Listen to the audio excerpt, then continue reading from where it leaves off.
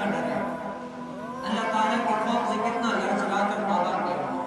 کہتے ہیں کہ ایک شخص جو ہے نا ایک شخص تھا، وہ کہیں دیکھا کہ زارو قطار رو رہا ہے کسی جنگل میں، یہ وہ زارو قطار رو رہا ہے. تو کسی نے کہا کہ بیٹا آپ اتنا جو ہے نا بھائی جان آپ اتنا رو رہے ہو، وجہ کیا ہے؟ کوئی نہ کوئی تو وجہ ہوگی نا جس کی وجہ سے آپ رو رہے ہو. تو وہ زارو آنکھوں سے آنسو بہہ رہے تھے. کہا کہ دراصل میں اپنے آقا کا بھاگا ہوا غلام ہوں. کیا میں اپنے آقا کا بھاگا ہوا غلام ہوں، تو اسی لیے رو رہا ہوں کہ میں اپنے آقا کو کیا منہ دکھاؤں گا. تو اس نے کہا جاؤ اپنے آقا سے معافی مانگ لو، کوئی عذر پیش کر دو. تو کہا کہ کوئی عذر ہے ہی نہیں جو اپنے آقا کے سامنے پیش کروں کہ وہ مجھے معاف کر دے. کہا کہ پھر ایسا کوئی سفارشی تلاش کرو جو تمہاری سفارش لے کر تم دونوں کی بنا دے اور معاملہ رفع دفع ہو جائے گا.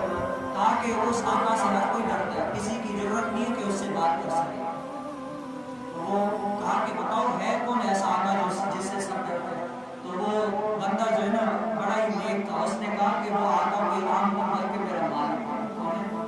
بلکہ وہ میرا مالک ہے جس نے مجھے پالا پوسا، یعنی چھوٹا تھا اس نے کھلایا پلایا. اب جب میں جوان ہو گیا ہوں تو اللہ تعالیٰ کی نافرمانی والے کام ہو جاتے ہیں، اللہ تعالیٰ کی ناراضگی والے کام ہو جاتے ہیں. اب میں سوچ رہا ہوں کہ اپنے رب تعالیٰ کو منہ دکھاؤں گا تو کون سا دکھاؤں گا، کون سا منہ اپنے رب تعالیٰ کے سامنے لے کر جاؤں گا کہ اس سے یہ گناہ بھی کیا وہ بھی کی ہے. تو وہ اس نے یہ بتاتے ہوئے اس نے چیخ ماری اور اس کی روح کا راستہ. عشق جو ہے نا ایسا ہوتا ہے، ہم تو گناہ کر کے بھی دلے رہے ہیں، ہم گناہ کر کے بھی دلے رہے ہیں اس پر، پھر بھی ہم نے کبھی گناہ ہو گیا چلو صحیح ہے، لیکن کہ اس پر ہم نے معافی کتنی مانگی، کتنی توبہ استغفار کی. حضور علیہ السلام دن میں 70 مرتبہ توبہ کیا کرتے تھے. 70 مرتبہ. بتاؤ حضور علیہ السلام سے معاذ اللہ گناہ تو کر نہیں، وہ تو کہ معصوم ہے، ان سے تو گناہ کا تصور ہی نہیں، لیکن پھر بھی دن میں 70 مرتبہ توبہ کرتے تھے. کیوں؟ یہ امت کو سکھانے کے لیے کہ ہر وقت اللہ تعالیٰ کی بارگاہ میں آ کر گڑ گڑانا، توبہ کرنا، رجوع کرنا، رجوع اللہ کرنا، اللہ تعالیٰ کی بارگاہ میں آ کر رونا، اپنے گناہوں پر شرمندہ ہونا، اور جو گناہ ہوئے اس پر توبہ کر کے اس میں آگے نہ کرنے کا عزم کر لینا. آج میں اور آپ لوگوں نے کہ ہم نے کتنا کیا.